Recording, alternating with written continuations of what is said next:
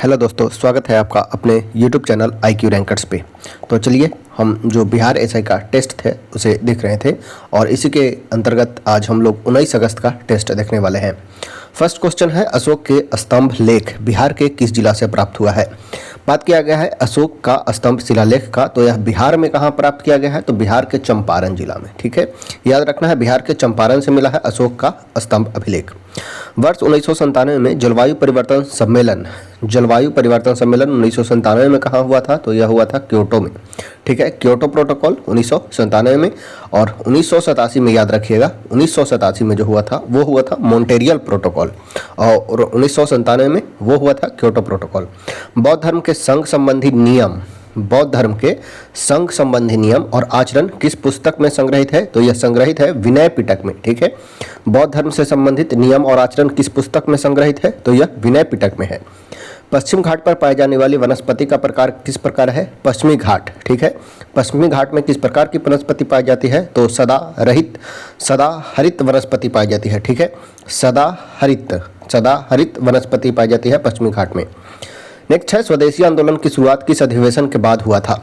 अगर बात किया जाए स्वदेशी आंदोलन का, तो स्वदेशी आंदोलन 7 अगस्त 1905 को हुआ था और यह था बनारस अधिवेशन के बाद हुआ था। ठीक है, स्वदेशी आंदोलन की शुरुआत किस अधिवेशन के बाद हुआ था, तो बनारस अधिवेशन के बाद हुआ था स्वदेशी आंदोलन।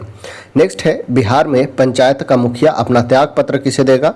बिहार में पंचायत का जो मुखिया होते हैं, मुखिया किसे त्याग पत्र देते हैं, तो जिला पंचायत राज पदाधिकारी को। ठीक है, जिला पंचायती राज पदाधिकारी को। ग्लोब पर किस वृत्त को बृहत वृत्त कहा जाता है, ये हमारा है ग्लोब। बृहत वृत्त कौन होगा, तो ये होगा विषुवत रेखा, जो ग्लोब को दो भागों में बांटता है, यानी कि पृथ्वी को जो दो भाग में बांटता है उसे बृहत वृत्त कहते हैं, तो ये हो जाएगा विषुवत रेखा। ठीक है, ग्लोब पर किस वृत्त को बृहत वृत्त कहा जाता है, तो विषुवत रेखा को कहा जाता है। नेक्स्ट है, चंद्रगुप्त की बंगाल पर विजय किस अभिलेख से संबंधित है, तो यह है महास्थान अभिलेख से। ठीक है, चंद्रगुप्त के बंगाल पर विजय किस अभिलेख से संबंधित है, तो यह है महास्थान अभिलेख में इसका वर्णन है। चोल एक तमिल राजवंश है। ठीक है, यहाँ पे बात किया गया है चोल का, जो एक तमिल राजवंश है। ठीक है, बतलाना है चोल का जो राजकीय चिन्ह था वो क्या था, तो चोल का राजकीय चिन्ह था वो था बाघ। ठीक है, चोल का राजकीय चिन्ह बाघ था। वही अगर बात किया जाए पांड्य का, ठीक है, पांड्य का जो राजकीय चिन्ह था वो था मछली। ठीक है, मछली जो है पांड्य का, चोल का है बाघ, और चेर का, ठीक है, चेर का जो है वो है धनुष। तीनों याद रखिएगा, चोल का बाघ, चेर का धनुष और पांड्य का मछली प्रतीक चिन्ह था। पीयूष ग्रंथि का नियंत्रक है, इनमें से कौन जो है वो पीयूष ग्रंथि का नियंत्रक है, वो है हाइपोथैलमस ग्रंथि। ठीक है, हाइपोथैलमस ग्रंथि। पीयूष ग्रंथि का बात किया जाए तो इसे मास्टर ग्लैंड बोला जाता है। ठीक है, मास्टर ग्लैंड है हमारा पीयूष ग्रंथि। वही अगर बात किया जाए मास्टर, ठीक है, हाइपोथैलमस को मास्टर ग्लैंड बोला जाता है, क्योंकि यह पीयूष ग्रंथि को भी कंट्रोल करता है। नेक्स्ट है, किस राज्य का राज्यपाल किसके प्रति उत्तरदायी होता है। राज्य का राज्यपाल जो है वो किसके प्रति उत्तरदायी होगा, तो वो राष्ट्रपति के उत्तरदायी होगा। ठीक है, राज्य का राज्यपाल किसके प्रति उत्तरदायी होगा, तो राष्ट्रपति के प्रति। लोलक की काल अवधि किस पर निर्भर करती है। काल अवधि T होता है 2π√L/G। ठीक है, तो यहाँ पे टाइम ऑफ फ्लाइट, काल अवधि किस चीज़ पे डिपेंड करेगा, तो लंबाई पे, लोलक के लंबाई पे डिपेंड करेगा, एल पे डिपेंड करेगा। ठीक है, तो ऑप्शन हो जाएगा बी, लंबाई के ऊपर। नेक्स्ट है, सार्वजनिक क्षेत्र में विनिवेश को क्या कहते हैं। सार्वजनिक क्षेत्र में जो विनिवेश होगा उसे निजीकरण कहा जाता है, निजीकरण। सिंधु घाटी सभ्यता का सबसे बड़ा स्थल कौन सा है, वो है मोहनजोदड़ो। ठीक है, सिंधु घाटी सभ्यता का सबसे बड़ा स्थल का बात किया जाए तो वो हो जाएगा मोहनजोदड़ो। सबसे पहला खोजा गया स्थल है वो है हड़प्पा। अगर बात किया जाए भारत में सबसे बड़ा स्थल कौन है, तो भारत में सबसे बड़ा स्थल हो जाएगा राखीगढ़ी। कालीबंगा का बात किया जाए तो कालीबंगा है राजस्थान में। नेक्स्ट है, जब एक वस्तु एक समान वृत्तीय वेग से त्वरित होती है तो क्या परिवर्तित होता है। बोला गया है जब एक वस्तु एक समान वृत्तीय वेग से त्वरित होता है तो क्या परिवर्तन होता है, तो दिशा यानी कि डायरेक्शन, उसके डायरेक्शन जो है वो चेंज होगा। ऑप्शन हो जाएगा वो हो जाएगा डी। नेक्स्ट है बरकरी संप्रदाय की स्थापना किसने की थी? बरकरी संप्रदाय के संस्थापक कौन है? तो बरकरी संप्रदाय की स्थापना संत तुकाराम के द्वारा किया गया था। ठीक है, बरकरी संप्रदाय के संस्थापक हैं संत तुकाराम। नेक्स्ट है डीएनए में कौन सी शर्करा पाई जाती है? डीएनए में कौन सी शर्करा पाई जाती है? तो डीऑक्सीराइबोज शर्करा पाई जाती है। ठीक है, डीएनए में कौन सी शर्करा पाई जाती है? तो डीऑक्सीराइबोज शर्करा पाई जाती है। दिल्ली का मोती मस्जिद, ठीक है, दिल्ली का मोती मस्जिद किस मुगल शासक के द्वारा बनवाया गया था? तो यह बनवाया गया था औरंगजेब के द्वारा। ठीक है, दिल्ली के मोती मस्जिद का निर्माण किसने करवाया था? तो औरंगजेब ने करवाया था। नेक्स्ट है संविधान के किस संशोधन द्वारा निर्धारित किया गया कि राष्ट्रपति मंत्रिपरिषद एवं उनके प्रमुख प्रधानमंत्री की सलाह के अनुसार कार्य करेगा? बोला गया है कौन सा संशोधन है जिसके द्वारा यह निर्धारित किया गया कि जो राष्ट्रपति होंगे वो मंत्रिपरिषद एवं उनके प्रमुख जो होंगे प्रधानमंत्री के सलाह के अनुसार कार्य करेगा। यानी कि राष्ट्रपति किनके सलाह से कार्य करेगा? तो मंत्रिपरिषद एवं उनके जो मंत्रिपरिषद के प्रमुख होंगे प्रधानमंत्री उनके सलाह से कार्य करेंगे। ऐसा किस संशोधन में बतलाया गया? तो यह था संविधान का 42वां संविधान संशोधन अधिनियम 1976, जिसे मिनी कॉन्स्टिट्यूशन भी, जिसे 42वां संविधान संशोधन जिसमें प्रमुख सुधार हुए उसे बतलाया गया है। ठीक है, 42वां संविधान संशोधन 1976। नेक्स्ट है वरीयता अनुक्रम में निम्न में पहले कौन आते हैं? वरीयता अनुक्रम के अनुसार सबसे पहले कौन आएंगे? तो राज्य के राज्यपाल अपने राज्य में। नेक्स्ट है किस गवर्नर के समय श्वेत विद्रोह हुआ था? श्वेत विद्रोह किसके समय में हुआ था? तो रॉबर्ट क्लाइव के समय में। ठीक है, एक है रॉबर्ट क्लाइव और एक याद रखना है लॉर्ड रिपन। ठीक है, लॉर्ड रिपन एवं रॉबर्ट क्लाइव के समय श्वेत विद्रोह होता है। नेक्स्ट है कौन समाप्त होने वाला प्राकृतिक संसाधन है? तो वन जो है समाप्त होने वाला एक प्राकृतिक संसाधन है। ठीक है, वन जो है कभी ना कभी समाप्त हो सकता है, इसलिए इसका हमें सदुपयोग करना चाहिए। नेक्स्ट है पृष्ठ तनाव का ऐसे मात्रक क्या होगा? पृष्ठ तनाव surface tension force per unit length होता है। ठीक है, फोर्स पर यूनिट लेंथ यानी कि न्यूटन पर मीटर। ऑप्शन हो जाएगा ए। पृष्ठ तनाव ऐसा यूनिट क्या हो जाएगा? फोर्स पर यूनिट लेंथ यानी कि न्यूटन पर मीटर। नेक्स्ट है कौन सा विषय राज्य सूची के अंतर्गत नहीं आता है? इनमें पूछा गया है कौन जो विषय है राज्य सूची के अंतर्गत नहीं आएगा? तो कारागार राज्य सूची का होता है, स्टेट पुलिस का जेल होता है, स्थानीय शासन राज्य पुलिस के अंतर्गत राज्य सूची के अंतर्गत आएगा, लोक स्वास्थ्य राज्य सूची के अंतर्गत आएगा, समाचार पत्र का बात किया जाए तो यह राज्य सूची के अंतर्गत नहीं आएगा। तो ऑप्शन हो जाएगा वो हो जाएगा डी। नेक्स्ट है राज्यसभा के सभापति एवं उपसभापति के संबंधित अनुच्छेद कौन सा है? तो यह हो जाएगा अनुच्छेद 79 89। ठीक है, राज्यसभा के सभापति एवं उपसभापति से संबंधित अनुच्छेद है वो है अनुच्छेद 89।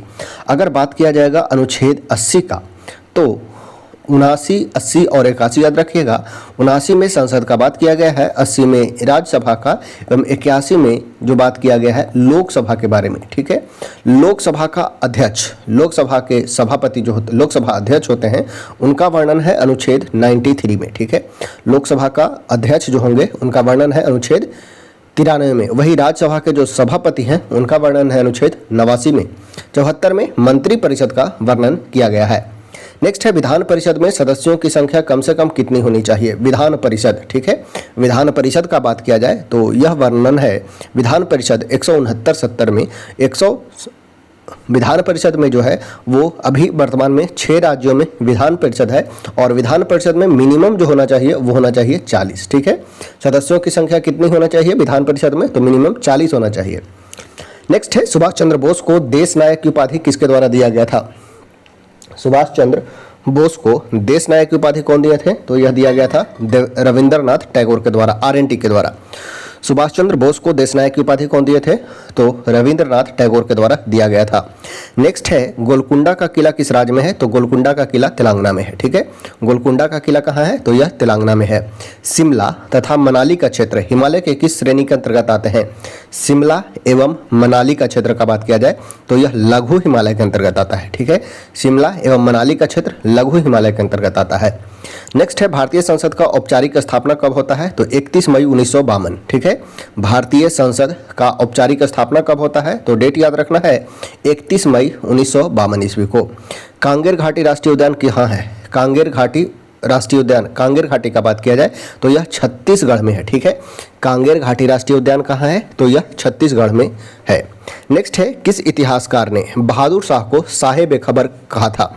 किस इतिहासकार के द्वारा बहादुर शाह को शाह ए बेखबर कहकर पुकारा गया था? तो खफी खान ने कहा था। ठीक है, खफी खान ने। नेक्स्ट है, कौन व्यापक मृदा कहलाती है? कौन व्यापक मुद्रा, ठीक है, व्यापक मुद्रा कौन कहलाएगा? तो M3 जो है वो व्यापक मुद्रा कहलाता है। ठीक है, M3। शक्ति का विमीय सूत्र, पावर इक्वल टू होता है वर्क बाई टाइम। ठीक है, work by time. W equal to हो जाता है F.S, Fs बाई T। जो डायमेंशनल फॉर्मूला हो जाएगा वो हो जाएगा ml2T-3। याद रखना है, पावर यहाँ से निकाल लेंगे Fs बाई T यानी कि फोर्स का निकाल लेंगे, S यानी कि डिस्प्लेसमेंट का निकाल लेंगे और T का पता है T, तो ये हमें जो प्राप्त होगा ml2T-3 होगा। तारिक है फिरोज शाही की रचना किसके द्वारा किया गया था? तारिक है फिरोज शाही के लेखक हैं जियाउद्दीन बर्नी। ठीक है, तारिक है फिरोज शाही के लेखक हैं जियाउद्दीन बर्नी। नेक्स्ट है, किस अनुच्छेद के तहत राज्यसभा संसद को राज्य सूची के विषय पर विधि बनाने हेतु अधिकृत करता है? राज्यसभा है संसद को राज्य सूची के विषय पर विधि बनाने हेतु अधिकृत कर सकता है किस अनुच्छेद के तहत? वह है अनुच्छेद 249। नेक्स्ट है, संसदीय शासन प्रणाली की प्रमुख विशेषता क्या है? शक्तियों का कठोर पृथक्करण नहीं, दोहरी कार्यपालिका, विधायिका एवं कार्यपालिका के मध्य सामंजस्यपूर्ण संबंध। तो संसदीय प्रणाली का जो प्रमुख विशेषता हो जाएगा वो हो जाएगा दोहरी कार्यपालिका हो जाएगा, विधायिका एवं कार्यपालिका के मध्य सामंजस्यपूर्ण संबंध हो जाएगा। तो ऑप्शन हो जाएगा C 2 एवं 3।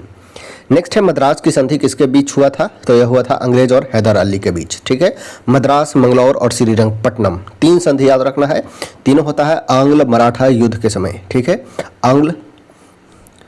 अंग्रेज एवं हैदर अली के बीच होता है। ठीक है, मद्रास की संधि, मद्रास, मंगलौर और श्रीरंगपट्टनम। नेक्स्ट है, कित्तम वन्यजीव अभयारण्य। कित्तम वन्यजीव अभयारण्य किस राज्य में है? तो याद रखना है, कित्तम वन्यजीव अभयारण्य का संबंध है सिक्किम से। ठीक है, कित्तम वन्यजीव अभयारण्य कहाँ है? तो कित्तम वन्यजीव अभयारण्य है सिक्किम में। सौरमंडल में ग्रह के क्रम में मंगल और शनि के बीच कौन सा है? तो यह है बृहस्पति। मंगल और शनि के बीच कौन सा ग्रह हो जाएगा? तो ये हो जाएगा बृहस्पति ग्रह। प्रसिद्ध म्यूनिख पैक्ट कब हुआ था? म्यूनिख पैक्ट कब हुआ था? तो यह हुआ था वर्ष 1938 में। अमरबेल किसका उदाहरण है? तो अमरबेल एक प्रकार का परजीवी है। भोगचार दर्शन संबंधित है किससे? तो भोगचार दर्शन का संबंध है बौद्ध धर्म से। नेक्स्ट है, भारतीय संविधान में संशोधन कर शिक्षा के अधिकार को कब जोड़ा गया? शिक्षा के अधिकार, right to education, right to education कब जोड़ा गया? तो यह जोड़ा गया था 1 अप्रैल 2010 को। भारतीय संविधान में संशोधन कर शिक्षा के अधिकार को कब जोड़ा गया? तो यह जोड़ा गया 1 अप्रैल 2010 को। नेक्स्ट है, ब्रिटिश साम्राज्य में रैयतवाड़ी भू राजस्व व्यवस्था का प्रचलन था कहाँ?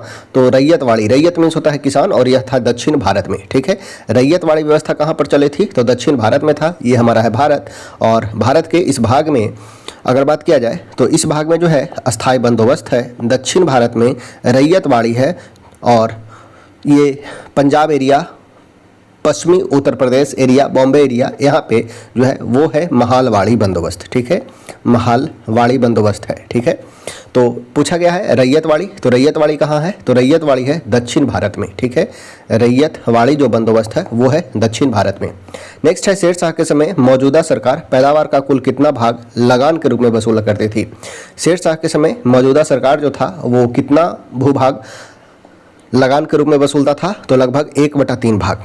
नेक्स्ट है, विलियन का सबसे प्रमुख गुण क्या होता है? तो विलियन हमेशा समांग होना चाहिए। ठीक है, विलियन का प्रमुख गुण क्या है? तो विलियन हमेशा समांग होना चाहिए। बगदाद के खलीफा से मान्यता लेकर शासन करने वाला शासक कौन था? तो वो था इल्तुतमिश। ठीक है, बगदाद के खलीफा से मान्यता लेकर शासन करने वाला शासक था वो था इल्तुतमिश। इल्तुतमिश जो है वो दिल्ली का वास्तविक शासक इससे माना गया है। नेक्स्ट है, अनुपम झील बिहार के किस जिला में है? तो अनुपम झील का बात किया जाए तो यह कैमूर जिला में है। ठीक है, अनुपम झील बिहार के किस जिला में है? तो यह कैमूर जिला में है। किस प्रणाली के प्लाज्मा में हीमोग्लोबिन का विलय हो जाता है? तो केचुआ में। ठीक है, किस प्रणाली के प्लाज्मा में, किस प्राणी के प्लाज्मा में हीमोग्लोबिन का विलय हो जाता है? तो यह केचुआ में हो जाता है। किस घटना को द्वितीय विश्व युद्ध का ड्रेस रिहर्सल कहा जाता है? ड्रिल रिहर्सल कहा जाता है स्पेन का गृह युद्ध का। ठीक है, किस घटना को द्वितीय विश्व युद्ध का ड्रेस रिहर्सल कहा जाता है? तो स्पेन के गृह युद्ध का। कौन सा शब्द इसमें पुलिंग है? तो क्षेत्र जो है वो पुलिंग है। नेक्स्ट है मैथन डैम। मैथन डैम किस नदी पे बनाया गया है? तो मैथन डैम का संबंध है बराकर नदी से। ठीक है, मैथन डैम झारखंड में बनाया गया है बराकर नदी पर। दहेज निषेध अधिनियम को किस वर्ष पारित किया गया? दहेज निषेध अधिनियम वर्ष 1961 में। याद रखना है, दहेज प्रतिषेध अधिनियम वर्ष 1961 में। नेक्स्ट है भारत छोड़ो प्रस्ताव की निम्नलिखित में से किसने अनुशंसा की थी? तो यह किया गया था जवाहरलाल नेहरू के द्वारा। ठीक है, भारत छोड़ो प्रस्ताव का अनुशंसा किसने किया था? तो यह किया गया था जवाहरलाल नेहरू के द्वारा 8 अगस्त 1942। ठीक है, 8 अगस्त 1942। Operation zero hour Mahatma Gandhi को पुणे के आगा खां पैलेस में रखा गया था। ठीक है, भारत का पहला तटवर्ती इस्पात कारखाना कहाँ लगाया गया? तो यह लगाया गया आंध्र प्रदेश में। ठीक है, भारत का पहला तटवर्ती इस्पात कारखाना कहाँ लगाया? तो यह लगाया गया आंध्र प्रदेश में। ट्राइसेम योजना का संबंध किससे है? तो ट्राइसेम योजना का संबंध है ग्रामीण विकास से।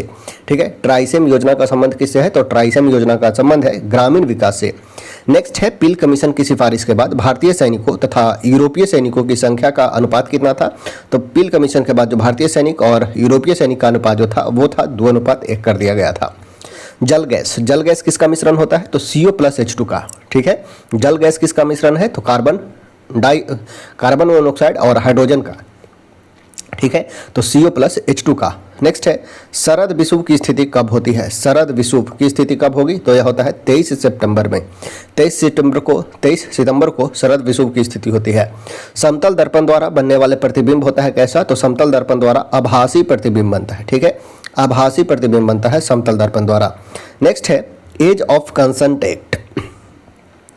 एज ऑफ कंसेंट एक्ट में लड़कियों के किस विवाह की आयु निर्धारित की गई थी? तो लड़कियों के विवाह की आयु जो निर्धारित था वो था 12 वर्ष। Age of consent act. ठीक है, एज ऑफ कंसेंट एक्ट 12 वर्ष निर्धारित किया था। पंचगनी किस राज्य में है? तो यह महाराष्ट्र में है। ठीक है, पंचगनी का बात किया जाए तो पंचगनी कहाँ है? तो पंचगनी जो है वो महाराष्ट्र में है। चावल की खेती का सबसे पहला साक्ष्य कहाँ किस घाटी में मिला है? तो यह बेलन घाटी में मिला है। चावल की खेती होने का प्रमाण जो मिला है वो बेलन घाटी में मिला है। ठीक है, तो चावल की खेती का सबसे पहला साक्ष्य कहाँ मिला है? तो यह बेलन घाटी में मिला है। नेक्स्ट है राष्ट्रीय जल संसाधन परिषद। राष्ट्रीय जल संसाधन परिषद का गठन कब किया गया? तो यह किया गया 1983 में। वर्ष 1983 में राष्ट्रीय जल संसाधन परिषद का गठन कब हुआ? तो वर्ष 1983 में। फ्रेंच गुयाना की राजधानी कहाँ है? तो जॉर्ज टाउन है। ठीक है, फ्रेंच गुयाना की राजधानी कहाँ है? तो फ्रेंच गुयाना की राजधानी है जॉर्ज टाउन। नेक्स्ट है सेंधा नमक में कौन सा खनिज होता है? सेंधा नमक में कौन सा खनिज होता है? तो होता है सोडियम। ठीक है, सेंधा नमक में कौन सा खनिज पाया जाएगा? तो सोडियम पाया जाता है। भारत में सर्वाधिक हेमेटाइट कोयला कहाँ पाया जाता है? तो यह पाया जाता है उड़ीसा में। ठीक है, भारत में सर्वाधिक हेमेटाइट कोयला कहाँ पाया जाता है? तो उड़ीसा में सबसे अधिक हेमाटाइट कोयला पाया जाता है। एक पूछता है लिग्नाइट कोयला। ठीक है, तो लिग्नाइट कोयला का भंडार कहाँ है? तो जम्मू कश्मीर में है लिग्नाइट कोयला। लिग्नाइट एंथ्रासाइट पूछेगा सबसे शुद्ध कोयला या सबसे अच्छा कोयला कौन सा होता है? तो एंथ्रासाइट जो होता है वो सबसे अच्छा कोयला माना जाता है। कार्बन का कंटेंट सबसे अधिक पाया जाता है इसमें। एंथ्रासाइट कोयला, एंथ्रासाइट, लिग्नाइट, बिटुमिनस और पीट 4 प्रकार के कोयला का विभाजन किया गया है। नेक्स्ट है साबुन के द्वारा सतहों को साफ करने का सिद्धांत किस पर आधारित है? साबुन के द्वारा सतह को साफ करने का सिद्धांत किस पर आधारित है? तो यह पृष्ठ तनाव पर आधारित है। क्या करता है? तो पृष्ठ तनाव को कम कर देता है। जब साबुन को रगड़ा जाता है तो उसके एरिया को यानी कि पृष्ठ तनाव को, सरफेस टेंशन को कम कर देता है। तो पृष्ठ तनाव को कम कर देता है और जो गंदगी होता है वो बाहर निकल जाता है। नेक्स्ट है मुगल काल में मुहतसिब कौन थे? मुहतसिब कौन से? तो मुहतसिब आचरण अधिकारी थे। ठीक है, मुगल काल में मुहतसिब कौन थे? तो मुगल काल में जो मुहतसिब है आचरण अधिकारी है। नेक्स्ट है भारत में चांदी सर्वप्रथम किस काल में पाई गई? तो चांदी का प्रमाण हमें मिलता है हड़प्पा काल से ही। लोहा का प्रमाण हड़प्पा काल में नहीं मिलता है, चांदी सोना देखने को मिलता है, कांस्य संस्कृति कहा गया है। ठीक है, तो चांदी सर्वप्रथम कहाँ मिला था? तो हड़प्पा काल में ही मिलता है। नेक्स्ट है सर्वाधिक ऊंचाई पर स्थित दर्रा कौन सा है? तो यह है नाथुला दर्रा। ठीक है, सर्वाधिक ऊंचाई पर स्थित दर्रा हो जाएगा, वो हो जाएगा नाथुला दर्रा। नाथुला जेलेपला, याद रखना है नाथुला और जेलेपला कहाँ है? तो उत्तराखंड, नाथुला जेलेपला। ठीक है, सबसे ऊंचाई पर स्थित दर्रा हो जाएगा, वो हो जाएगा नाथुला दर्रा। सिक्किम में स्थित है। माना, नीति और लिपुलेख उत्तराखंड में स्थित दर्रा है। किस मुगल बादशाह के विरुद्ध जौनपुर से फतवा जारी किया गया था? तो अकबर के विरुद्ध जारी किया गया था। ठीक है, जौनपुर से फतवा जारी किया गया था किस मुगल शासक के विरुद्ध? तो अकबर के विरुद्ध जारी किया गया था। ठीक है, जौनपुर से फतवा जारी किया गया था। नेक्स्ट है चलवासी पशुचरण पद्धति भारत के किस राज्य में प्रचलित है? चलवासी पशुचरण पद्धति भारत के किस राज्य में प्रसिद्ध है? तो यह राजस्थान में है। ठीक है, चलवासु पशुचरण पद्धति भारत के किस राज्य में प्रचलित है? तो यह राजस्थान में है। डॉक्टर पी रामाराव समिति, डॉक्टर पी रामाराव समिति का संबंध किससे है? तो संबंध है रक्षा से। ठीक है, डॉक्टर पी रामाराव समिति का संबंध किससे है? तो रक्षा से है। एबल पुरस्कार 2025, एबल पुरस्कार 2025 से किसे सम्मानित किया गया? तो मसाकी काशीवारा को। ठीक है, एबल पुरस्कार 2025 किसे सम्मानित किया गया? तो मसाकी काशीवारा को दिया गया एबल अवार्ड 2025। नेक्स्ट है, भारत स्पेस में डॉकिंग करने वाला दुनिया का कैमा देश बना है? तो चौथा देश बना है। ठीक है, भारत स्पेस में डॉकिंग करने वाला दुनिया का कौन सा देश बना है? तो यह चौथा देश बना है। साल 2024 के लिए कितने एथलीटों को अर्जुन पुरस्कार से सम्मानित किया गया? तो 32 एथलीटों को। ठीक है, साल 2024 के लिए कितने एथलीटों को अर्जुन पुरस्कार से सम्मानित किया गया? तो 32 एथलीट को अर्जुन पुरस्कार दिया गया है। नेक्स्ट है, वर्ल्ड मेरीटाइम कॉन्फ्रेंस 2024 की मेजबान कौन सा शहर कर रहा है? तो वर्ल्ड मेरीटाइम कॉन्फ्रेंस तो ना ही कलकत्ता, ना ही मुंबई, ना ही गोवा, तो इनमें से कोई नहीं हो जाएगा। हाल ही में चर्चा में रहा सोनाई रुपाई वन्यजीव अभ्यारण्य, सोनाई रुपाई वन्यजीव अभ्यारण्य यह कहाँ है? तो यह असम में है। ठीक है, सोनाई रुपाई वन्यजीव अभ्यारण्य कहाँ है? तो सोनाई रुपाई वन्यजीव अभ्यारण्य जो है वो असम में है। नेक्स्ट है, महाराष्ट्र भूषण अवार्ड 2025, महाराष्ट्र भूषण पुरस्कार 2025 किसे दिया गया? तो राम सुतार को दिया गया। ठीक है, महाराष्ट्र भूषण पुरस्कार 2025 किसे दिया गया? तो राम सुतार को दिया गया। भारत में वरिष्ठ नागरिक आयोग, भारत में वरिष्ठ नागरिक आयोग स्थापित करने वाला पहला राज्य कौन है? तो यह है केरल। ठीक है, वरिष्ठ नागरिक आयोग स्थापित करने वाला पहला राज्य कौन सा है? तो यह है केरल। पर्यटन विकास सूचकांक 2024 में भारत का रैंक क्या है? तो भारत का जो रैंक है वो है 39। पर्यटन विकास सूचकांक, पर्यटन विकास सूचकांक में जो इंडिया का रैंक है वो है 39। आरबीआई के अतिरिक्त कृषि ऋण की सीमा बढ़ाकर कितनी कर दी गई है? तो आरबीआई का अतिरिक्त कृषि ऋण जो है वो बढ़ाकर 2 लाख कर दिया गया है। ठीक है, आरबीआई के अतिरिक्त कृषि ऋण की सीमा बढ़ाकर कितनी कर दी गई है? तो 2 लाख कर दिया गया है। नेक्स्ट है, वर्ल्ड हैप्पीनेस रिपोर्ट 2025 में भारत का रैंक क्या है? तो वर्ल्ड हैप्पीनेस रिपोर्ट में भारत का रैंक है 118। ठीक है, वर्ल्ड हैप्पीनेस रिपोर्ट में भारत का रैंक कितना है? तो 118 है। नेक्स्ट है, यदि समबाहुभुज का प्रत्येक आंतरिक कोण 144 डिग्री है तो बहुभुज में कितने भुजाएं होंगे? तो ये फॉर्मूला होता है n-2 इंटू 180। ठीक है, n-2 इंटू 180 बराबर जो है भागा n। ठीक है, बराबर है 144 के। प्रत्येक आंतरिक कोण जो है 144 इतना हो जाएगा। तो n-2 बट्टा n बराबर 144 बट्टा 180। तो कट करेंगे, 4 चौका 16, 2 18, 4 पचे 20, 4 तिया के 12, 13 14, 4 छक 24, 36 बटा 45 और काटिए 9 चौका 36 और 9 पचे के 45, यानी कि 5n माइनस 10 बराबर 4n, यानी कि n बराबर जो होगा वो 10 के बराबर होगा। ठीक है, n जो होगा कितना होगा? 10 होगा। तो बहुभुज में कितने भुजाएं होंगे? तो बहुभुज में भुजाओं की संख्या हो जाएगा 10। ठीक है, ऑप्शन हो जाएगा डी। नेक्स्ट है, फिल इन द ब्लैंक्स है, तो इसका आंसर हो जाएगा वो हो जाएगा 12। नेक्स्ट है, श्रृंखला में क्या आएगा?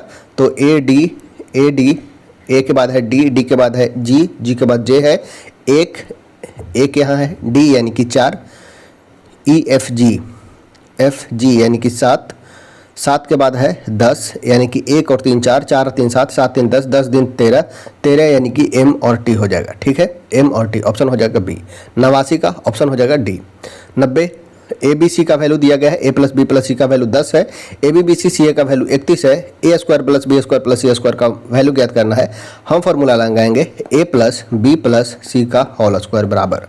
ठीक है, तो फार्मूला होता है A square plus B square plus C square plus 2 into A B plus B C plus C A. ठीक है, यहाँ से देख सकते हैं A plus B plus C का वैल्यू दिया गया है हमें 10, तो 10 का स्क्वायर ये हो जाएगा 100 बराबर ए प्लस बी प्लस सी का स्क्वायर हमें पूछ रहा था, तो ए स्क्वायर प्लस बी स्क्वायर सी स्क्वायर लिख दिए। ठीक है, प्लस 2 इंटू ए प्लस बी प्लस सी का वैल्यू दिया गया था, ए बी बी सी सी ए का वैल्यू 31। ठीक है, तो 31 दूना करेंगे तो ये हो जाएगा 62। ठीक है, 31 दूना 62, तो 100 में से 62 घटाएंगे तो ये हमें बचेगा 38। ठीक है, ये बचेगा 38, यानी कि ए स्क्वायर प्लस बी स्क्वायर सी स्क्वायर का वैल्यू कितना हो जाएगा? तो वो हो जाएगा 38, 38। ऑप्शन हो जाएगा बी। प्रथम बौद्ध संगीति के अध्यक्ष कौन थे? तो यह किया गया था महाकश्यप की अध्यक्षता में। ठीक है, महाकश्यप की अध्यक्षता में प्रथम बौद्ध संगीति का आयोजन किया गया था। देखिए यहाँ से याद रखने का प्रयास कीजिएगा, 4 बौद्ध संगीतियाँ हुई थी। ठीक है, 4 बौद्ध संगीतियाँ हुआ था। प्रथम बौद्ध संगीति जो हुआ वो राजगीर में आयोजित किया गया था। ठीक है, राजगृह में आयोजित किया गया था, वही महाकश्यप की अध्यक्षता में। ठीक है, महाकश्यप की अध्यक्षता में किया गया था और शासन जो है वो अजातशत्रु का शासनकाल होता है। ठीक है, तो याद रखना है राजा महाराजा आजा। ठीक है, राजगृह में और महाकश्यप की अध्यक्षता में अजातशत्रु के शासनकाल में राजा महाराजा आजा। दूसरा जो बौद्ध संगीति है वो आयोजन किया गया वैशाली में आयोजन किया गया शाबाकामी की अध्यक्षता में और कालाशोक का शासनकाल होता है। ठीक है, वैशाली सबका काल है। उसके बाद है तीसरा बौद्ध संगीति, वो पाटलिपुत्र में आयोजन किया गया और मोगलीपुत्र 30 की अध्यक्षता में और यह शासनकाल होता है अशोक का। ठीक है, तो यहाँ से याद रखेंगे राजगीर, राजा महाराजा आजा, वैश्या सबका काल है, पटाओ मत आशिक और जो चौथा है वो याद रखना है कुंडलवन कश्मीर में। एकमात्र बौद्ध संगीति जो बिहार के बाहर आयोजित किया था। ठीक है, कुंडलवन कश्मीर में कुंवर जी कंगाल हैं। ठीक है, कुंवर जी कुंडलवन कश्मीर में कनिष्क के शासनकाल में। ठीक है, कनिष्क के शासनकाल में और वसुमित्र के अध्यक्षता में। ठीक है, कुंवर जी कंगाल हैं, ऐसे याद रखना है। राजा महाराजा आजा, वैसा सबका काल है, पटाओ मतासिक, कुंवर जी कंगाल हैं। ठीक है, तो वसुमित्र कुंडलवन कश्मीर में वसुमित्र की अध्यक्षता में कनिष्क के शासनकाल में आयोजित किया गया था, वो था चौथा बौद्ध संगीति। ठीक है, तो चारों बौद्ध संगीति। इसके अलावा याद ये भी रखना है, प्रथम बौद्ध संगीति में सूत पिटक विनय पिटक एवं तीसरा बौद्ध संगीति में अभिधाम पिटक की रचना की गई थी, वही अस्थावीर एवं महासांगी का विभाजन द्वितीय बौद्ध संगीति में एवं हीनयान एवं महायान में विभाजन चतुर्थ बौद्ध संगीति में हुआ था। ठीक है, तो यहाँ पे ये पूछा गया प्रथम बौद्ध संगीति के अध्यक्ष कौन थे? तो प्रथम बौद्ध संगीति के अध्यक्ष है महाकश्यप। नेक्स्ट है बिहार के किस जिले में विधानसभा की सीटों की संख्या सबसे अधिक है? तो वो हो जाएगा पटना में। नेक्स्ट है x² - 142 x² + x का प्लस 1 का वैल्यू दिया है 0, तो x³ + 1/x³ का वैल्यू पूछ रहा है, तो ये हो जाएगा 1692। नेक्स्ट है A एक कार्य को 80 दिन में पूरा कर सकता है, B 10 दिन में कर सकता है, B अकेले कार्य को करने में 42 दिन में पूरा करता है, दोनों मिलकर काम को कितने दिन में करेंगे? तो ये हो जाएगा 30 दिन में। ठीक है, जो मैथ है वो बना लीजिएगा, 95 जो है 95 भी बन जाएगा, ये आंसर हो जाएगा 23,040। संख्या का 25% में 66 जोड़ा जाए तो परिणाम वही संख्या आती है, तो संख्या का 80%, तो ये हो जाएगा 70.4। ठीक है, इसके बाद जो भी है मैथ है, तो आशा करते हैं मैथ्स आप बना लेंगे। ठीक है, अब देखते हैं एक्स्ट्रा फैक्ट। ठीक है, एक्स्ट्रा फैक्ट में देखते हैं, लद्दाख के शाही नृत्य के रूप में जाने जाने वाली संडोल नृत्य ने Guinness book of world record में सबसे बड़ी लद्दाखी नृत्य के रूप में प्रवेश कर इतिहास रच दिया है। ठीक है, तो यहाँ पे ध्यान देना है, लद्दाख का शाही नृत्य के रूप में जाने वाला सोंडोल नृत्य। ठीक है, याद रखना है सोंडोल नृत्य का संबंध कहाँ से है? तो ये है लद्दाख से। ठीक है, सोंडोल नृत्य Guinness book of world record में सबसे बड़े लद्दाखी नृत्य के रूप में प्रवेश करके इतिहास रच दिया है। संडोल जो है एक प्रसिद्ध नृत्य है जिसे लद्दाख के राजा के प्रस्तुत करते थे। ठीक है, तो ये याद रखना है, संडोल नृत्य का संबंध उत्तराखंड का है। उत्तराखंड का नृत्य है, एक है गढ़वाली, एक है कुमाऊनी। ठीक है, उत्तराखंड में एक याद रखना है गढ़वाली नृत्य और एक है कुमाऊनी नृत्य। ठीक है, कुमाऊं हिमालय उत्तराखंड में है। ठीक है, तो वहाँ से भी याद रखते हैं, कुमाऊनी नृत्य का संबंध है उत्तराखंड से। एक है गढ़वाली नृत्य। ठीक है, पौड़ी गढ़वाल जिला। ठीक है, तो गढ़वाली नृत्य याद रखिएगा उत्तराखंड से। उत्तर प्रदेश से याद रखना है, एक है नौटंकी, रासलीला, कजरी और एक है मयूर नृत्य जो ब्रज क्षेत्र में होता है। ठीक है, मयूर नृत्य ही ब्रज क्षेत्र का नृत्य है। इसमें नर्तक मोर के पंख से बने विशेष वस्त्र धारण करते हैं। ठीक है, जो मयूर नृत्य है उसमें जो नर्तक होते हैं वो मोर से बने पंख के विशेष वस्त्र धारण करते हैं। पंजाब में है, एक है भांगड़ा, एक है गिद्धा। ठीक है, पंजाब में 2 ही याद रखना है प्रमुख, एक है भांगड़ा, एक है गिद्धा।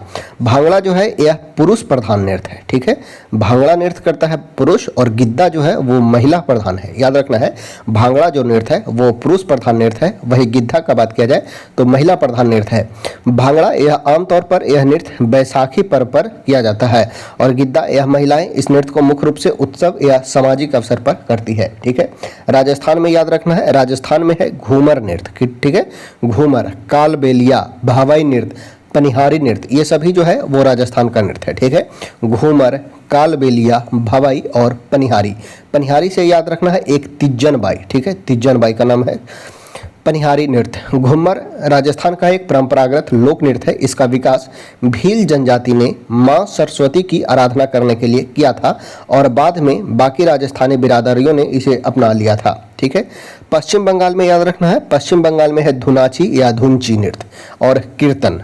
आंध्र प्रदेश में गोबी याद रखना है, मथुरी याद रखना है, बोनालू, बीरानाट्यम, ढीमसा नृत्य, ठीक है, ढीमसा नृत्य, बीरनाट्यम, बोनालू, मधुरी और गोबी नृत्य। गोवा में याद रखना है फुगड़ी, ठीक है, फुगड़ी, कुनबी, देखन्नी, देदलो, जागरो और तलगड़ी नृत्य, ठीक है।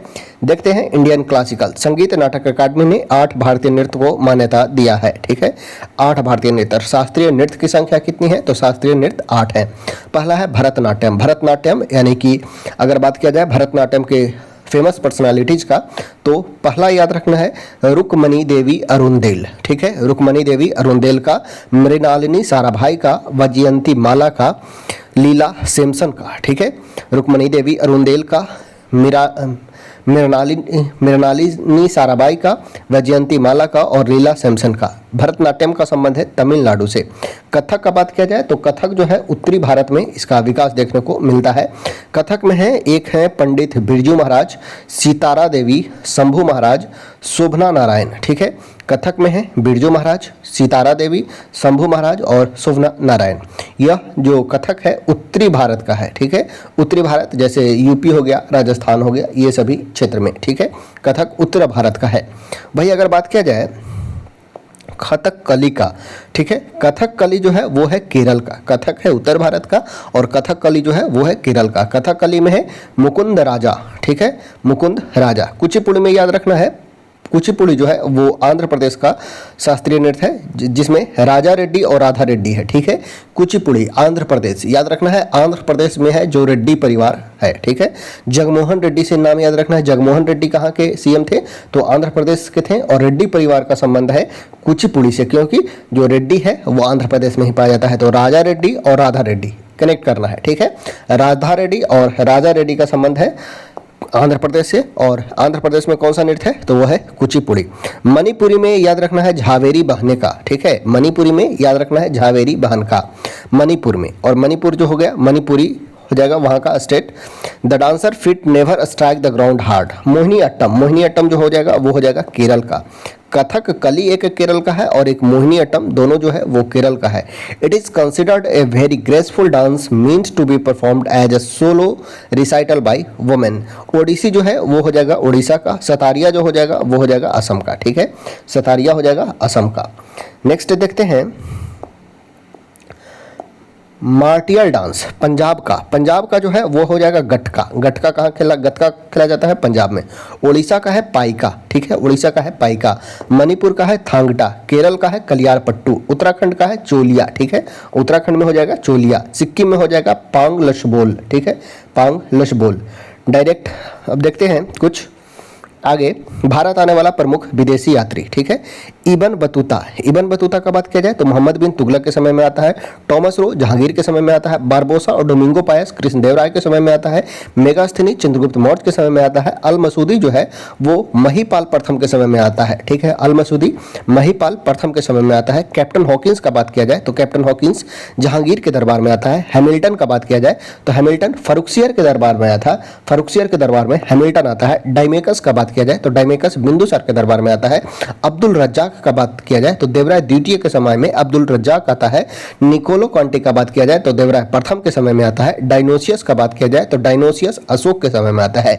डायनोसियस अशोक के समय में आता है। निकोलो कॉन्टी देवराय प्रथम के समय में आता है। कॉस्मोस का बात किया जाए तो ईशान वर्मन के समय में आता है। कॉस्मोस जो है ईशान वर्मन के समय में आता है। फायुआन का बात किया जाए तो विक्रमादित्य के समय में फायुआन आते हैं। सुलेमान का बात किया जाए तो सुलेमान जो है वो मिहिर भोज के समय में आता है। मार्को पोलो का बात किया जाए तो पांड्य राजा कयाल के समय में मार्को पोलो भारत आता है। हेलीपंट्रिस का बात किया जाए तो भाद्र के समय में हेलीपंट्रिस का आगमन होता है। ह्वेनसांग का बात किया जाए तो ह्वेनसांग ने सी यू की लिखा है और हर्षवर्धन के समय में आता है। विलियम फ्रेंच का बात किया जाए तो जहांगीर के समय में विलियम फ्रेंच आता है। निकोलो मैनुकी का बात किया जाए तो मैनुकी औरंगजेब के समय में आता है। अलबरूनी जो है गजनवी के समय में आता है। ठीक है, अब देखते हैं प्रमुख विदेशी यात्री जो भारत आए, जैसे इबन बतूता मोहम्मद बिन तुगलक के समय में, कैप्टन हॉकिंस जहांगीर के समय में भारत आता है। ठीक है, टॉमस रो जहांगीर के दरबार में आता है। डाइमेकस बिंदुसार के, डायनोसियस अशोक के, फाहियान विक्रमादित्य या चंद्रगुप्त द्वितीय के समय में, बारबोसा जो है कृष्णदेवराय के समय में आता है। कृष्णदेवराय ने अमुक्त मालदत्त और जाम्बती कल्याणम 2 बुक लिखा था। प्लिनी जो है 1ली शताब्दी में आता है। टॉलमी का बात किया जाए 2री शताब्दी में। इत्सिंग जो आता है 7वीं शताब्दी में आता है। अल मसूदी जो है वो प्रतिहार शासक महीपाल प्रथम के समय में अल मसूदी आता है। ह्वेनसांग जो आता है हर्षवर्धन के समय में आता है, बुक लिखता है सी यू की। निकोलो मैनुकी जो है औरंगजेब के समय में आता है और अस्टोरियो डिमोर बुक लिखता है। मार्को पोलो कयाल का जो पांड्य राजा के समय में आता है। मेगास्थनी चंद्रगुप्त मौर्य के समय में आता है और इंडिका लिखता है हेरोडोटस जो है भारत और फारस यानी कि हिस्टोरिका लिखता है हेरोडोटस, जिसे हिस्ट्री का जनक भी कहते हैं। नेक्स्ट है राजवंश एवं उनके संस्थापक। हर्यक वंश का बात किया जाए तो हर्यक वंश की स्थापना बिंबिसार के द्वारा किया जाता है और जो कैपिटल होता है वो है राजगृह। ठीक है, हर्यक वंश के संस्थापक बिंबिसार है, राजगृह में किया जाता है। शिशुनाग वंश का बात किया जाए तो शिशुनाग वंश की स्थापना शिशुनाग के द्वारा वैशाली में की गई थी।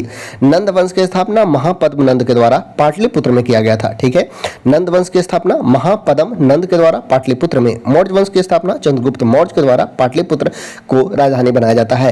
शुंग वंश का बात किया जाए तो शुंग वंश के संस्थापक हैं पुष्यमित्र शुंग और इन्होंने पाटलिपुत्र को अपना राजधानी बनाया था। कन्ना वंश का बात किया जाए तो कन्ना वंश के संस्थापक हैं वासुदेव। ठीक है, कन्ना वंश के संस्थापक कौन है तो कन्ना वंश के संस्थापक हैं वासुदेव और पाटलिपुत्र को कैपिटल बनाते हैं। सातवाहन वंश का बात किया जाए तो सातवाहनों की जो है वो शिमुक के द्वारा स्थापना किया गया था, सातवाहन वंश। ठीक है, सातवाहन वंश के संस्थापक हैं शिमुक, प्रतिष्ठान को राजधानी बनाते हैं। कुषाण वंश का बात किया जाए तो कुषाण वंश के संस्थापक हैं वो है कुजुल कटफेसियस। ठीक है, कुषाण वंश के संस्थापक है कुजुल कटफेसियस और पुरस्पुर को राजधानी बनाते हैं। गुप्त वंश का बात किया जाए तो श्रीगुप्त के द्वारा गुप्त वंश की स्थापना की गई थी और पाटलिपुत्र इसका राजधानी होता था। वाकटक वंश का बात किया जाए तो वाकटक वंश के संस्थापक है विंध्य शक्ति। ठीक है, वाकटक वंश के संस्थापक कौन है तो वाकटक वंश की स्थापना विंध्य शक्ति के द्वारा किया गया था। हुन वंश का बात किया जाए तो हुन वंश की स्थापना तोरमान के द्वारा किया गया था और सयालकोट को राजधानी बनाया जाता है। हुन वंश के संस्थापक है तोरमान और सयालकोट को राजधानी बनाया जाता है। वर्धन वंश का बात किया जाए तो वर्धन वंश की राजधानी है पुष्यभूति वर्धन के द्वारा स्थापना किया जाता है। थानेश्वर और कन्नौज इसका कैपिटल होता है। ठीक है, वर्धन वंश संस्थापक है पुष्यभूति वर्धन और थानेश्वर और कन्नौज को राजधानी बनाया जाता है। पांड्य वंश का बात किया जाए तो पांड्य वंश की जो संस्थापक है नेडियोन है। ठीक है, नेडियोन पांड्य वंश के संस्थापक है नेडियोन और पांड्य वंश की जो कैपिटल थी वो मदुरई थी। ठीक है, पांड्य वंश जो प्रतीक चिन्ह है पांडव का वो था मछली। चोल वंश का बात किया जाए तो चोल वंश के संस्थापक है विजयालय। ठीक है, चोल वंश के संस्थापक विजयालय और तंजौर को राजधानी बनाया जाता है। चोल वंश का राजधानी तंजौर, पांडव वंश का राजधानी मदुरई और पल्लव वंश की राजधानी पल्लवों की राजधानी था वो था कांचीपुरम। पल्लव वंश की राजधानी है कांचीपुरम और पल्लव वंश के संस्थापक हैं श्री विष्णु। ठीक है, पांड्य का नेडियोन, पांड्य वंश का संस्थापक नेडियोन, चोल वंश का विजयालय, पल्लव वंश का श्री विष्णु, राष्ट्रकूट का जो संस्थापक है वो है दंतीदुर्ग। राष्ट्रकूट वंश का संस्थापक है दंतीदुर्ग। मान्यखेट राजधानी होता है। चालुक्य वंश यानी कि कल्याणी के चालुक्य की राजधानी होती है तैलप द्वितीय। मान्यखेट कल्याण राजधानी होता है। बादामी के चालुक्यों की जो स्थापना किया गया था जयसिंह प्रथम के द्वारा। बादामी के चालुक्य के संस्थापक हैं जयसिंह प्रथम, कल्याणी के चालुक्य के संस्थापक हैं तैलप द्वितीय और बेंगी के चालुक्य जो थे उसके संस्थापक हैं विष्णुवर्धन। ठीक है, तो 3 चालुक्य याद रखना है। कल्याणी के चालुक्य तो तैलप द्वितीय संस्थापक है, बादामी के चालुक्य जो जयसिंह प्रथम के द्वारा स्थापना किया जाता है और बेंगी के चालुक्य के संस्थापक हैं विष्णुवर्धन। ठीक है, होयसल वंश का बात किया जाए तो होयसल वंश की जो संस्थापक है वो है नारी पाकमा। ठीक है, होयसल वंश के संस्थापक है नारी पाकमा और द्वार समुद्र उनका राजधानी होता है। यादव वंश का बात किया जाए तो यादव वंश के संस्थापक है भिल्लभ पंचम। ठीक है, यादव वंश यादवों की राजधानी थी जो था देवगिरी। ठीक है, यादवों की राजधानी कहाँ थी तो यादवों की राजधानी थी देवगिरी। कदम्ब वंश का बात किया जाए तो कदम्ब वंश के संस्थापक है मयूर शर्मन। ठीक है, कदम्ब वंश के संस्थापक है मयूर शर्मन और वनवासी उनका राजधानी हुआ करता था। कदम्ब वंश का राजधानी हो वह है वनवासी। काकतीय वंश, काकतीय वंश का बात किया जाए तो प्रताप रुद्रदेव, ठीक है, प्रताप रुद्रदेव जो है काकतीय वंश के संस्थापक हैं, रुद्रदेव प्रथम, और अमकोंड जो है वो राजधानी हुआ करता था। गंग वंश का बात किया जाए तो गंग वंश के संस्थापक हैं वो है कोंकणी वर्मा, ठीक है, गंग वंश के संस्थापक हैं कोंकणी वर्मा, और गंग वंश के जो राजधानी है वो है कुबलाल और तालकाड़, ठीक है। पाल वंश के संस्थापक है गोपाल, ठीक है, पाल वंश की स्थापना गोपाल के द्वारा किया गया था। मुंगेर इनका राजधानी हुआ करता था। गोपाल वंश के जो राजधानी है वो है मुंगेर, गोपाल के द्वारा स्थापना किया गया था। सेन वंश का बात किया जाए तो सेन वंश के संस्थापक हैं सामंत सेन, ठीक है, सेन वंश के संस्थापक हैं सामंत सेन, लखनौती इनकी राजधानी हुआ करती थी। कारकोट वंश का बात किया जाए तो कारकोट वंश का स्थापना किया गया था दुर्लभ के द्वारा। कारकोट वंश के संस्थापक है दुर्लभ वर्धन, और वर्धन इनकी राजधानी हुआ करती थी। उत्पल वंश के संस्थापक है अवंती वर्मन, ठीक है, उत्पल वंश संस्थापक है अवंती वर्मन। लोहार वंश अगर बात किया जाएगा लोहार वंश का तो लोहार वंश के संस्थापक हैं संग्राम राज, ठीक है, लोहार वंश का बात किया जाए तो लोहार वंश के संस्थापक हैं संग्राम राज। वर्धन वंश, ठीक है, यदि बात किया जाएगा वर्धन वंश का तो वर्धन वंश के संस्थापक हैं कामरूप पुष्य वर्मन, ठीक है, वर्धन वंश संस्थापक है कामरूप पुष्य वर्मन। गुर्जर प्रतिहार का बात किया जाए, ठीक है, गुर्जर प्रतिहार का बात किया जाए तो नाग भट्ट प्रथम के द्वारा गुर्जर प्रतिहार वंश की स्थापना की गई थी, और जो कैपिटल है वो है कन्नौज, ठीक है, गुर्जर प्रतिहार वंश के जो कैपिटल है वो है कन्नौज, और संस्थापना किया गया था नाग भट्ट प्रथम के द्वारा। नेक्स्ट है गढ़वाल वंश के संस्थापक है चंद्रदेव, ठीक है, गढ़वाल वंश के संस्थापक हैं चंद्रदेव, और कन्नौज इनका राजधानी हुआ करता था, ठीक है, गढ़वाल वंश संस्थापक हैं चंद्रदेव, कन्नौज इनकी राजधानी हुआ करती थी। परमार वंश अगर बात किया जाए परमार वंश का तो परमार वंश के संस्थापक है उपेंद्र, ठीक है, परमार वंश के संस्थापक है उपेंद्र। धारा नगरी इनकी राजधानी हुआ करती थी, ठीक है, धारा नगरी। चंदेल वंश का बात किया जाए चंदेल वंश तो चंदेल वंश के संस्थापक है नन्नुक, ठीक है, चंदेल वंश के संस्थापक है नन्नुक, और खजुराहो इनकी राजधानी हुआ करती थी। सोलंकी वंश का बात किया जाए तो सोलंकी वंश के संस्थापक है मूलराज, ठीक है, सोलंकी वंश के संस्थापक है मूलराज, और अनिलवाड़ा इनका राजधानी हुआ करता था, ठीक है, सोलंकी वंश के संस्थापक है मूलराज, अनिलवाड़ा इनका राजधानी हुआ करता था। कलचुरी वंश का बात किया जाए तो कलचुरी वंश के संस्थापक है कोकल, ठीक है, कोकल के द्वारा कलचुरी वंश की स्थापना किया जाता है। त्रिपुरी इनका राजधानी हुआ करता था। चौहान वंश यदि बात किया जाएगा चौहान वंश का तो चौहान वंश के संस्थापक हैं वासुदेव, और अजमेर इनका राजधानी हुआ करता था, ठीक है, चौहान वंश संस्थापक है वासुदेव, अजमेर इनका राजधानी हुआ करता था। अब देख लेते हैं प्रमुख देश एवं राजधानी, जैसे अफगानिस्तान, और अफगानिस्तान का बात किया जाए तो अफगानिस्तान की राजधानी हो जाएगा काबुल, अफगानी रुपया, ठीक है, अफगानी यहाँ का मुद्रा हो जाएगा। अजरबैजान का बाकू जो है वो कैपिटल है, और मन्नत जो है वो है करेंसी। बहरीन का जो कैपिटल है वो है मनामा, और दिनार यहाँ का करेंसी हो जाएगा। बांग्लादेश का ढाका और टका मुद्रा हो जाएगा। भूटान का जो थिम्पू कैपिटल हो जाएगा। नुंगलट्रम वहाँ का मुद्रा हो जाएगा। ब्रुनेई का जो कैपिटल है वो है बंदर सिरी, ठीक है, और ब्रुनेई डॉलर वहाँ का करेंसी हो जाएगा, ठीक है, ब्रुनेई डॉलर। कंबोडिया का बात किया जाए तो कंबोडिया का जो कैपिटल है वो है न्योम पिना, ठीक है, कंबोडिया का न्योम पिना कैपिटल है, और रियाल जो है वो मुद्रा है। चाइना का बीजिंग जो है कैपिटल है, और रेन मिन भी करेंसी है। ईस्ट तोमर का राजधानी जो है वो है दिल्ली, और यूएस डॉलर वहाँ का मुद्रा है। इंडिया का बात किया जाए तो इंडिया का जो कैपिटल है वो है न्यू दिल्ली, और रुपीज वहाँ का मुद्रा है। इंडोनेशिया का बात किया जाए तो जकार्ता नूशंतारा वहाँ का इंडोनेशिया जकार्ता या नूशंतारा जो है कैपिटल है, और रुपया, ठीक है, याद रखना है इंडोनेशिया का जो करेंसी है वो है रुपया नहीं रुपया, ठीक है। ईरान का जो कैपिटल हो जाएगा वो हो जाएगा तेहरान, और रियाल जो हो जाएगा वो करेंसी हो जाएगा। इराक का बात किया जाए तो इराक का जो कैपिटल हो जाएगा वो हो जाएगा बगदाद, और दिनार जो है करेंसी है। नेक्स्ट है यदि बात किया जाएगा इजराइल का तो इजराइल का जो राजधानी है वो है जेरूसलम, और न्यू शकेल करेंसी हो जाएगा। जापान का बात किया जाए तो टोक्यो कैपिटल है, और येन जो है मुद्रा है। जॉर्डन का बात किया जाए जॉर्डन का राजधानी हो जाएगा अम्मान, और दिनार यहाँ का मुद्रा हो जाएगा। कजाकिस्तान का बात किया जाए तो नूर सुल्तान। कजाकिस्तान का जो कैपिटल है वो है नूर सुल्तान, और तेंगे जो है वो कजाकिस्तान का डॉलर जो करेंसी है। कुवैत का बात किया जाए तो कुवैत सिटी जो है कैपिटल हो जाएगा, और दिनार करेंसी हो जाएगा। किर्गिस्तान का राजधानी है बिश्केक, और सोम किर्गिस्तान का जो मुद्रा है वो हो जाएगा सोम। लाओस का जो राजधानी है वो है वियंतियान, ठीक है। लाओस का राजधानी है वियंतियान और किप जो है मुद्रा है लेबनान। लेबनान का बात किया जाए तो लेबनान जो है वो लेबनान का राजधानी हो जाएगा, वो हो जाएगा बेरूत, ठीक है। लेबनान यानी कि बेरूत एक्सप्लोजन पढ़े होंगे आप हिस्ट्री में, बेरूत एक्सप्लोजन। और पाउंड जो है मुद्रा है। मलेशिया का बात किया जाए तो कुआलालंपुर राजधानी है और रिंगिट जो है मुद्रा है।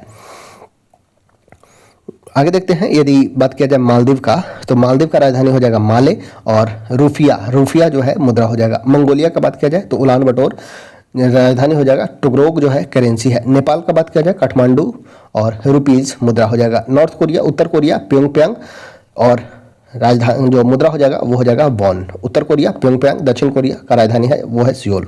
ओमान का राजधानी मस्कट है और रियाल यहाँ का मुद्रा है। पाकिस्तान इस्लामाबाद मुद्रा राजधानी हो जाएगा और रुपीज पाकिस्तानी रुपीज जो हो जाएगा वो वहाँ का करेंसी हो जाएगा। फिलीपींस का राजधानी जो है वो है मनीला और पेशो जो है करेंसी है।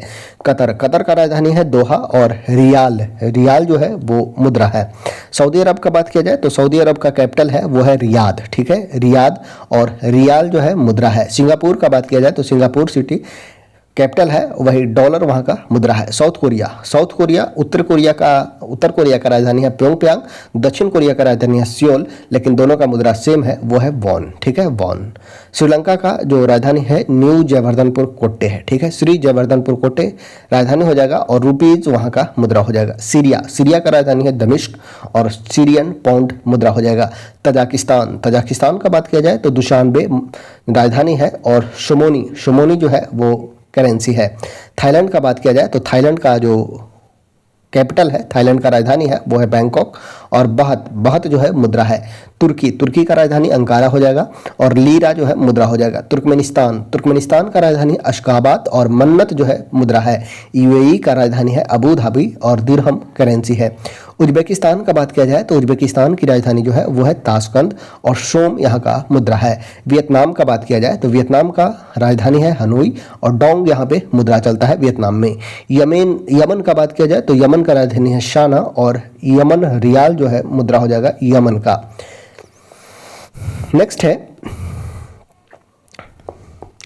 भारत के प्रमुख मंदिर, ठीक है, भारत के प्रमुख मंदिर। अगर बात किया जाए भारत का प्रमुख मंदिर का तो मंदिर निर्माण की 3 कला देखने को मिलती है, नागर शैली, द्रविड़ शैली और बेसर शैली। अगर हम उत्तर भारत में देखते हैं तो नागर शैली, दक्षिण भारत में द्रविड़ शैली, वही बेसर शैली हम नागर और द्रविड़ शैली के मिले जुले रूप को बेसर शैली कहते हैं जो मध्य भारत में देखने को मिलता है।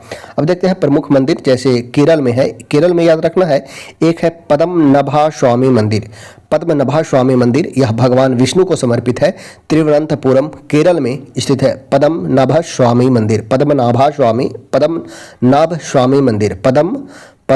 स्वामी मंदिर। ये कहाँ है तो केरल के में कहा तो केरल की राजधानी तिरुवनंतपुरम में, ठीक है। राजा मार्तंड वर्मा के द्वारा इसकी स्थापना की गई थी।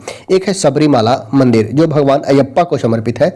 मान्यता अनुसार शिल्पकार इसके जो है वो परशुराम हैं, ठीक है। सबरीमाला मंदिर के जो निर्माता है वो शिल्पकार परशुराम के द्वारा इनका निर्माण किया गया है। तो केरल में 2 मंदिर याद रखना है, एक है पद्मनाभ स्वामी मंदिर और दूसरा है सबरीमाला मंदिर।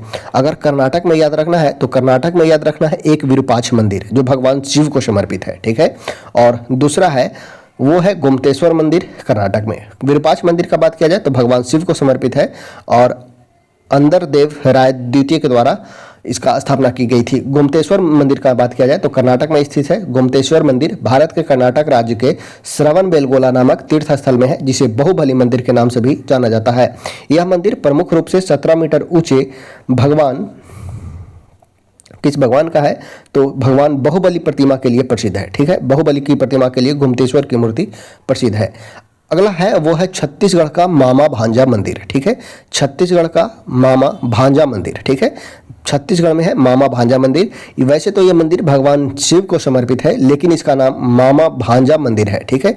कहा जाता है कि मामा और भांजा 2 शिल्पकार थे जिन्हें ये मंदिर सिर्फ 1 दिन में ही पूरा करने का काम मिला था। उन दोनों ने मंदिर 1 दिन में ही बना दिया था, इसलिए इस मंदिर को मामा भांजा मंदिर के नाम से जाना जाता है, ठीक है। नेक्स्ट है अगला है वो है स्वर्ण मंदिर। इस मंदिर की नींव लाहौर के साई मियां मीर के नाम के मुस्लिम सूफी संत ने रखी थी, ठीक है। स्वर्ण मंदिर यह है लाहौर के साई मियां मीर नाम के एक मुस्लिम सूफी संत ने रखी थी। पंजाब के अमृतसर में बना यह मंदिर स्वर्ण मंदिर सिखों का सबसे बड़ा गुरुद्वारा है। चौथे सिख गुरु गुरु रामदास ने इसकी शुरुआत की थी और पांचवें गुरु अर्जुन देव ने मंदिर की स्थापना की थी। तो चौथा और पांचवा गुरु का नाम याद रखना है जो स्वर्ण मंदिर से संबंधित है, गुरु रामदास एवं गुरु अर्जुन देव। नेक्स्ट है कामाख्या मंदिर। कामाख्या मंदिर असम के नीलांचल पर्वत पर स्थित है। ठीक है, असम के नीलांचल पर्वत पर स्थित है। यह मंदिर शक्ति की देवी सती का मंदिर है। निर्माता जो है वो मलेच्छ वंश के राजा के द्वारा कामाख्या मंदिर का निर्माण किया गया था। कामाख्या मंदिर में ही अंबुबाची मेले का आयोजन हर साल किया जाता है। याद रखना है, अंबुबाची मेला असम में लगता है कामाख्या मंदिर में। उड़ीसा में याद रखना है, उड़ीसा में एक है कोणार्क मंदिर, एक है लिंगराज मंदिर। ठीक है, एक है कोणार्क मंदिर और अगला है लिंगराज मंदिर। तो कोणार्क सूर्य मंदिर उड़ीसा के पवित्र शहर पुरी के पास स्थित है।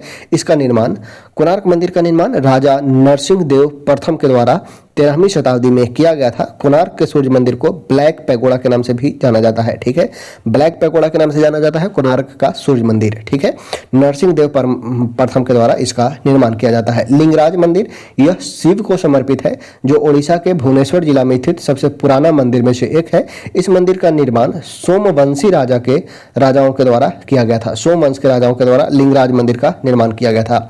उत्तराखंड में याद रखना है गंगोत्री, यमुनोत्री, केदारनाथ और बद्रीनाथ।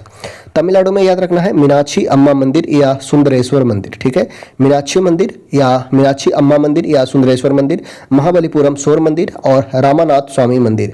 बृहदेश्वर मंदिर तमिलनाडु के तंजौर में स्थित भगवान शिव का मंदिर है। विश्व में यह अपनी तरह का पहला और एकमात्र मंदिर है जो कि ग्रेनाइट का बना हुआ है। अगला है कापलेश्वर मंदिर, बृहदेश्वर मंदिर, ऐरावतेश्वर और अन्नामलाई। बृहदेश्वर मंदिर यह तमिलनाडु के तंजौर में स्थित है। इस बृहदेश्वर मंदिर का निर्माण राजा चोल के द्वारा किया गया था। बृहदेश्वर मंदिर यह विश्व का प्रथम ग्रेनाइट मंदिर है। इस मंदिर को 80 टन के ग्रेनाइट के टुकड़े को काटकर बनाया गया है। इसे अगर बृहदेश्वर मंदिर का बात किया जाए तो बृहदेश्वर मंदिर को राजेश्वर मंदिर के नाम से भी जाना जाता है। अब देखते हैं मध्य प्रदेश में। तो मध्य प्रदेश में है खजुराहो का मंदिर। ठीक है, मध्य प्रदेश में खजुराहो मंदिर। खजुराहो मध्य प्रदेश के छतरपुर जिला में है। इसका खजुराहो मंदिर का निर्माण चंदेल राजवंश के द्वारा किया गया था। सांची का स्तूप ये भी मध्य प्रदेश में है। यहाँ कई बौद्ध स्मारक हैं। सांची का महान मुख्य स्तूप मूलतः सम्राट अशोक ने 30वीं शती ईस्वी पूर्व में बनवाया था। मध्य प्रदेश में यही याद रखना है कंदरिया महादेव का मंदिर। ठीक है, कंदरिया महादेव का मंदिर जो चतुर्भुज मंदिर के नाम से भी जाना जाता है। कंदरिया महादेव मंदिर। ठीक है, कंदरिया महादेव मंदिर जो चतुर्भुज मंदिर के भी नाम से जाना जाता है। इसके निर्माता जो है वो है राजा यशो वर्मा। ठीक है, अगला है दिलवाड़ा का जैन मंदिर। ठीक है, राजस्थान राज्य के सिरोही जिला के माउंट आबू नगर में स्थित है दिलवाड़ा का जैन मंदिर। दिलवाड़ा जैन मंदिर 11वीं से 13वीं शताब्दी के दौरान चालुक्य राजाओं वस्तुपाल और तेजपाल नामक दो भाइयों के द्वारा 1231 में बनवाया गया था। ठीक है, दिलवाड़ा का जैन मंदिर यह कहाँ स्थित है? तो राजस्थान का सिरोही जिला में माउंट आबू नगर में स्थित है। इसका निर्माण कौन करवाए थे? तो तेजपाल और वस्तुपाल के द्वारा 1231 में करवाया गया था। अगला है तिरुपति वेंकटेश्वर मंदिर। ठीक है, तिरुपति वेंकटेश्वर मंदिर भगवान विष्णु का प्रसिद्ध मंदिर। तिरुपति वेंकटेश्वर मंदिर आंध्र प्रदेश के चित्तूर जिला के तिरुपति में स्थित है। इसे 7 पर्वतों का मंदिर के भी नाम से जाना जाता है। अगला देखते हैं, वो है गुजरात में। गुजरात में है सोमनाथ मंदिर। ठीक है, गुजरात में याद रखना है सोमनाथ मंदिर। गुजरात प्रांत के काठियावाड़ क्षेत्र में सोमनाथ मंदिर 12 ज्योतिर्लिंगों में से एक है। अगला है वो है द्वारिकाधीश मंदिर। ठीक है, द्वारिकाधीश मंदिर गुजरात का द्वारिका शहर वह स्थान है जहां 5000 वर्ष पूर्व भगवान कृष्ण ने मथुरा छोड़ने के बाद द्वारका नगरी बसाई थी। अगला है अढ़ाई दिन का झोपड़ा। ठीक है, अढ़ाई दिन का झोपड़ा ये क्या है देखते हैं। अढ़ाई दिन का झोपड़ा, अढ़ाई दिन का झोपड़ा राजस्थान के अजमेर नगर में स्थित एक मस्जिद है। माना जाता है कि इसका निर्माण सिर्फ अढ़ाई दिन में किया गया, इस कारण इसका नाम अढ़ाई दिन का झोपड़ा पड़ गया। इसका निर्माण मोहम्मद गौरी के आदेश पर मोहम्मद गौरी के गवर्नर कुतुबुद्दीन ऐबक ने वर्ष 1194 में करवाया था। अगला है वो है हजारा राम मंदिर। हजारा राम मंदिर, हजारा राम मंदिर 15वीं शताब्दी में शुरुआती दिनों में विजयनगर के तत्कालीन राजा देवराय प्रथम के द्वारा हजारा मंदिर का निर्माण करवाया गया था, जो हम्पी कर्नाटक में स्थित है। अगला जो है वो है नटराज मंदिर। ठीक है, नटराज मंदिर यह मंदिर तमिलनाडु के चिदम्बरम में स्थित है। नटराज मंदिर जो है वो तमिलनाडु के चिदम्बरम में स्थित है, जो निर्माण किया गया था चोल शासक के द्वारा श्रीपुरम गोल्डन मंदिर, श्रीपुरम गोल्डन मंदिर, यह मंदिर तमिलनाडु के वेल्लोर में स्थित है। 15,000 किलोग्राम विशुद्ध सोने से निर्मित यह मंदिर है श्रीपुरम गोल्ड मंदिर। कैलाश मंदिर, कैलाश मंदिर कांची, यह मंदिर तमिलनाडु के कांचीपुरम में स्थित है। पल्लव वंशी राजा सिम्हा के द्वारा 8वीं शताब्दी में बनाया गया था। शोर मंदिर का बात किया जाए तो यह तमिलनाडु के महाबलीपुरम में शोर मंदिर है, जो नरसिंहवर्मन द्वितीय के द्वारा इसका निर्माण करवाया गया था।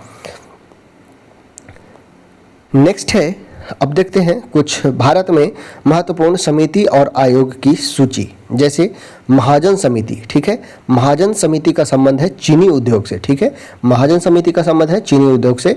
ज्ञान प्रकाश समिति का संबंध है चीनी घोटाला से।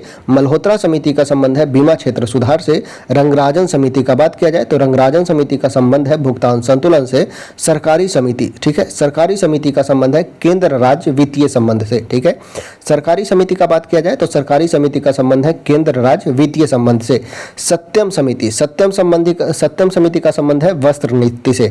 कोठारी आयोग, कोठारी आयोग का संबंध है शैक्षणिक सुधार से, ठीक है, कोठारी आयोग का संबंध है शैक्षणिक सुधार से। गोस्वामी समिति या तिवारी समिति का संबंध है औद्योगिक रुग्णता से।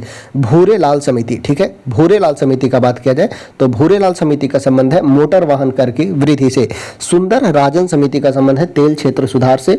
हजारी समिति का संबंध है औद्योगिक नीति से। दत्ता समिति का संबंध है औद्योगिक लाइसेंसिंग से एवं गौडगिल समिति का संबंध है कृषि वित्त से। दांडेडकर समिति का संबंध है क्षेत्रीय असंतुलन से। भावे समिति का संबंध है शेयर ट्रांसफर सुधार से। रशीद जिलानी समिति का संबंध है नगद ऋण प्रणाली से। सेनगुप्त समिति का संबंध है शिक्षित बेरोजगारी से संबंध है सेनगुप्ता समिति। वही अगर बात किया जाए भारत में गठित प्रमुख समिति एवं आयोग, जैसे रंगराजन समिति का संबंध है भुगतान संतुलन से। सरकारी आयोग केंद्र राज्य संबंध के लिए। महाजन समिति चीनी उद्योग से। सत्यम समिति का संबंध है वस्त्र नीति से। कोठारी आयोग का संबंध है शैक्षणिक सुधार से। गोस्वामी समिति का बात किया जाए तो गोस्वामी समिति का संबंध है औद्योगिक रुग्णता से। भूरेलाल समिति का संबंध है मोटर वाहन कर वृद्धि से। भूरेलाल समिति का संबंध है। सुंदर राजन समिति का संबंध है तेल क्षेत्र सुधार से एवं हजारी समिति का संबंध है औद्योगिक नीति से। नेक्स्ट देखते हैं प्रमुख फसल एवं उनकी प्रजातियां, जैसे धान, ठीक है, धान का प्रमुख फसल कौन सा है तो धान का हो जाएगा, ये हो जाएगा, अभी आप देखेंगे मही सुगंधा, बरानी द्वीप, पूसा RH10, पूसा सुगंधा, जया, पद्मा, कृष्णा, हंसा, जामुनी, करुणा, अमन, काची, जगन्नाथ, कावेरी, विजय, अन्नपूर्णा बाला, रत्ना, शुष्क सम्राट और गोविंद, ठीक है। तो ये हम देखें धान का। अब देखते हैं गेहूं का, तो गेहूं का है लारमा रोजा 64, सोनारा, राज, सोनालिका, पूसा सिंधु, गंगा, यूपी 308, कल्याण सोना, अर्जुन, कुंदन, ये सभी गेहूं का हो जाएगा, ठीक है। सरसों का बात किया जाए तो वरुणा, पूसा बोल्ड, पीताम्बरी, पूसा जय किसान, ये सभी सरसों का हो जाएगा। तो सरसों का 4 ही है, पूसा, करुणा, पूसा बोल्ड, पीताम्बरी और पूसा जय किसान। अरहर का हो जाएगा मालवीय चमत्कार, भार, मालवीय बिहार और पारस, ये अरहर का प्रमुख किस्म है। तो चलिए इसी के साथ इस वीडियो को यहीं पे करते हैं समाप्त।